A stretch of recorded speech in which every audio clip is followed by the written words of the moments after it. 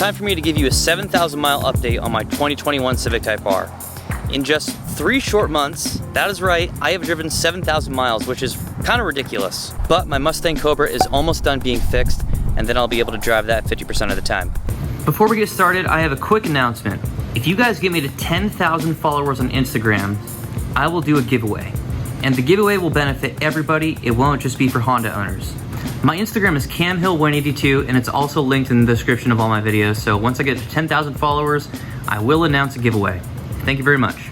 The first 2 months I owned this car, I rocked the stock tune, and I slowly added some modifications, such as the PRL high volume intake and the MA Performance street exhaust. During those 2 months with the stock tune, I took the opportunities I had and I compared straight line performance with a bunch of other cars, including a supercharged BMW E36 M3, a stock C5 Corvette, and also 2 Stage 2 E30 10-gen Civic SIs. All those videos are on my channel and they're linked down below. Fast forward to today, and I have the Fearable Stage 2 tune, which is immaculate. I love it. Thank you very much, John Vega. And I've also added the PRL intercooler. I also have the MA Performance downpipe sitting in my garage. That will go on as soon as I get the Cobra home, in case I break one of the downpipe bolts. Let's do this.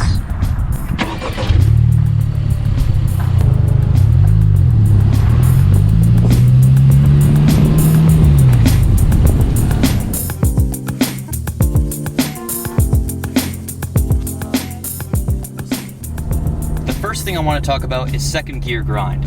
A lot of Type R owners, ever since it came out in 2017, have been complaining that under hard acceleration, sometimes when you're shifting from first to second, you will experience a grind and it won't let you go into gear. Fortunately, for some reason, I have not experienced that issue. We're going to test it out right now. All right.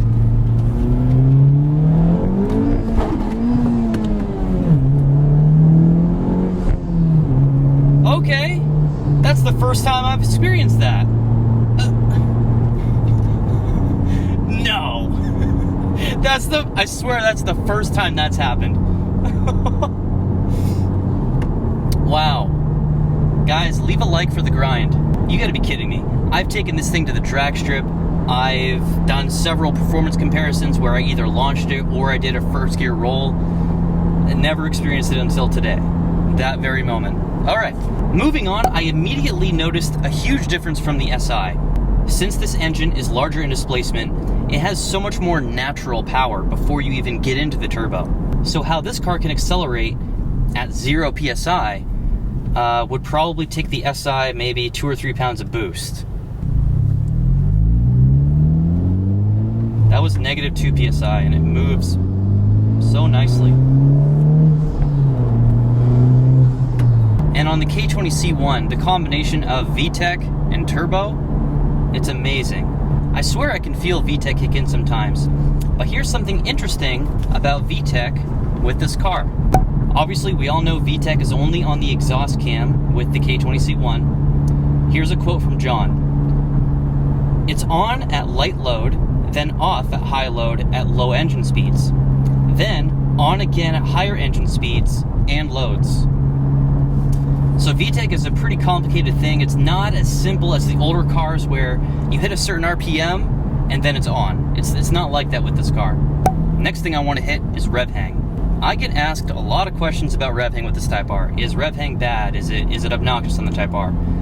Short answer is no.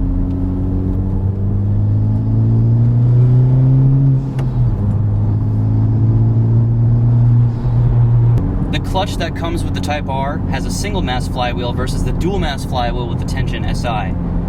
So that helps out with rev hang a little bit, and further than that, they must have programmed less of the artificial rev hang into this car. So to be honest, when I uploaded the tune, I barely noticed a difference in the way it shifted. The Fearable tune disabled rev hang, but I barely noticed. Now the handling on this car is just insane, but I have a little story. I very quickly learned the limitations of this car's handling. It was a few weeks after I got the car home. I was at work, night shift, so it was 2 a.m., and my friend Brandon St. Randy and I went out to the gas station, and on the way back, put it in sport mode, I took a pretty hard turn, the car felt great, it felt planted. I got a boost of confidence, okay? So then I gave him a 3rd gear pull, and he liked that. So I was like, you know what? I'm gonna take this next turn up here super fast. Nope, bad idea. All 4 tires were sliding as we were trying to turn, and we went off the road into the grass and gravel. No damage was done, it's okay. But basically, I was trying to go 45 miles an hour taking a 90-degree turn. It just didn't work out.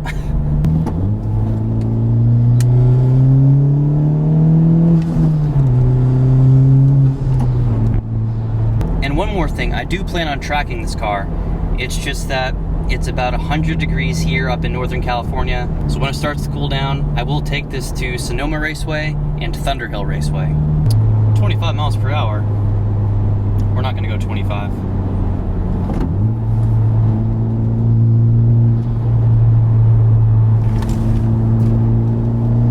Wow. So I just went 60 in a 25 mile per hour zone. It felt great.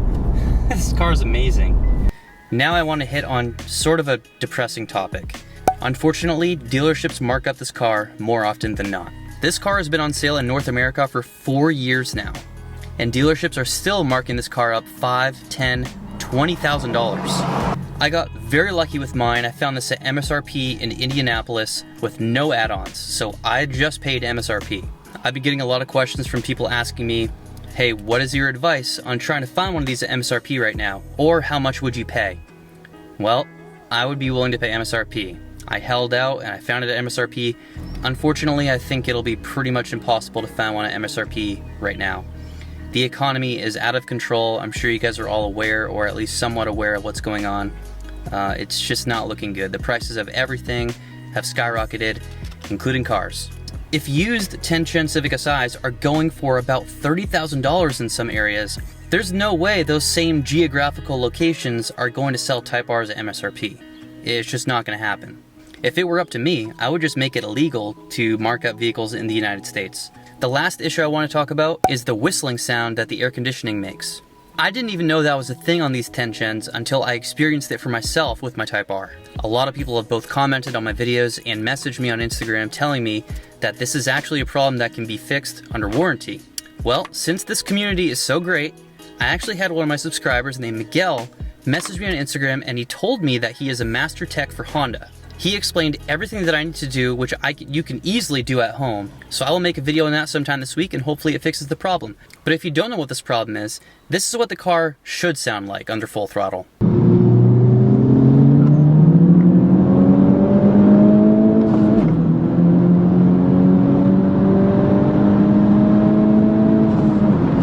And then this is what it sounds like when the actuator of your AC is stuck partially open under wide open throttle again.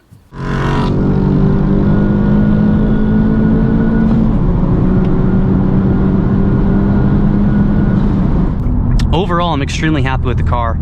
This is one of the best purchases I've ever made in my life. The first being the 10-gen Civic Si that I had, because that's what started my channel, that's what got it to where it is. And you know what? Instead of making a whole entire drawn out video about should you switch from an SI to a Type R, I'm just gonna tell you right now, you absolutely should. Stop ahead, oh crap. Here are some honorable mentions. I averaged 29.6 miles per gallon. I am at 6,864 miles, and I have not changed my oil yet. That is because Hondas come from the factory with a special additive in their oil to help with the break-in, and that helps dissolve the metal shavings. The chemical is called molybdenum or something like that.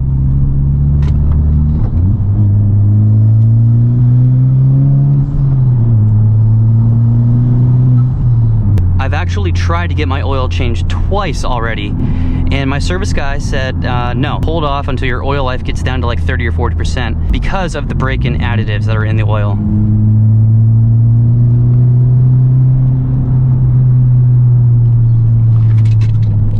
Whoa! Oh my God, my back end kicked out.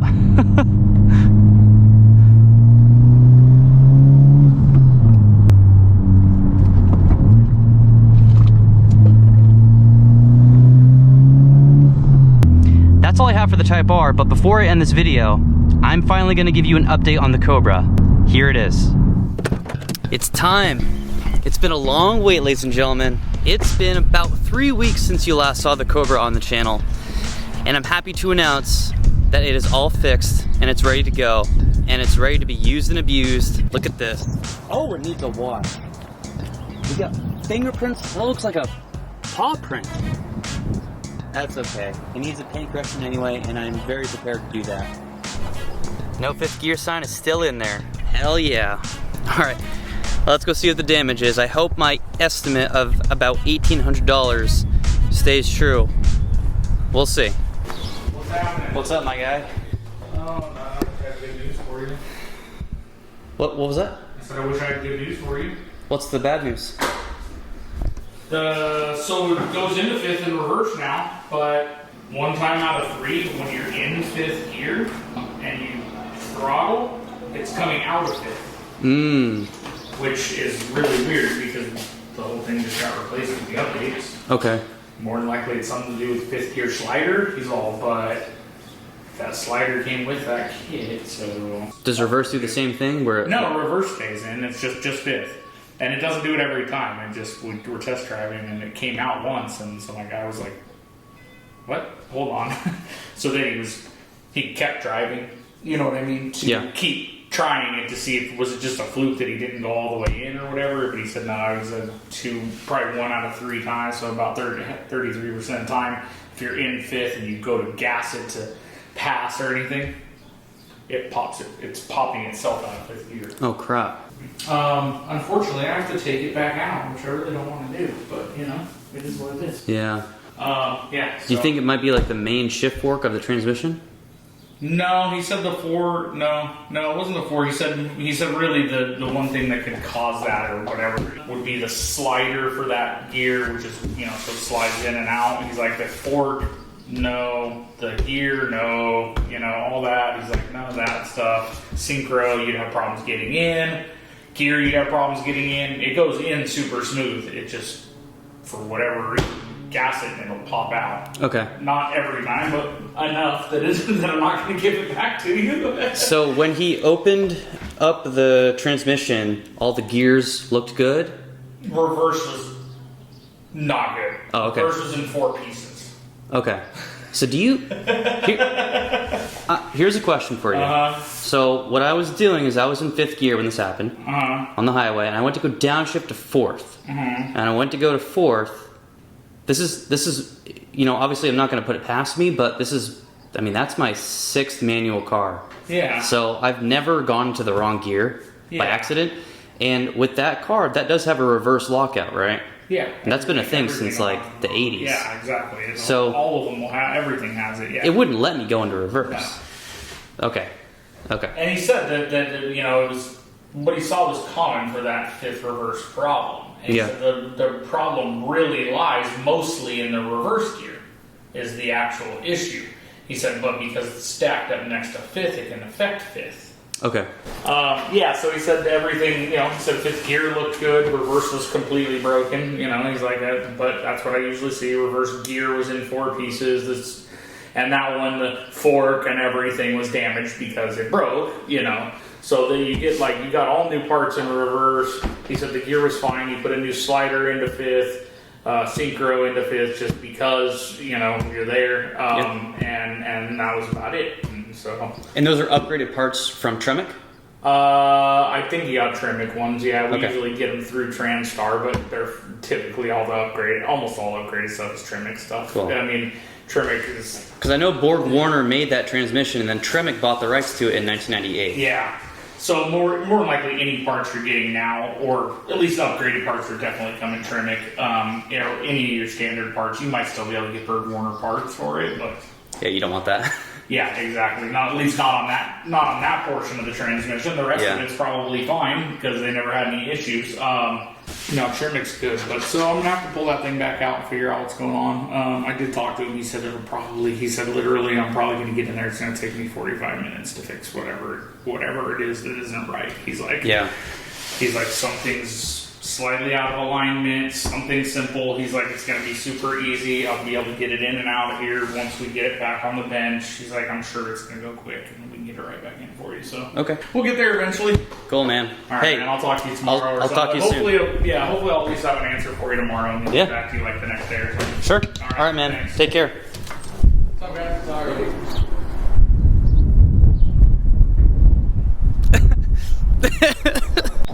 Dude, you know what? I'm not even mad. I'm not even mad.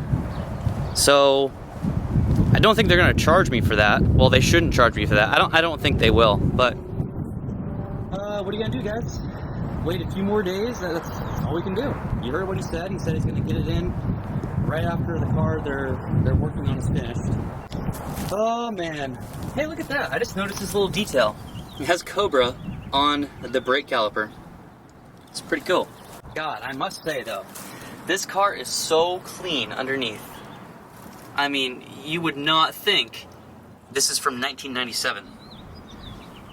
I'm actually impressed with that. So obviously, because they weren't able to completely resolve the issue, they're not gonna let me drive the car, you know, because they need to bring it back in and fix it. Let's say I take it out and then I have a driver error and I can blow something up.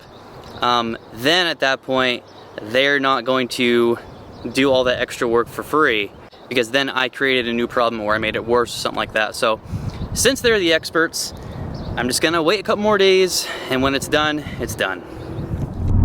And thank you very much for watching, guys. That's all I have.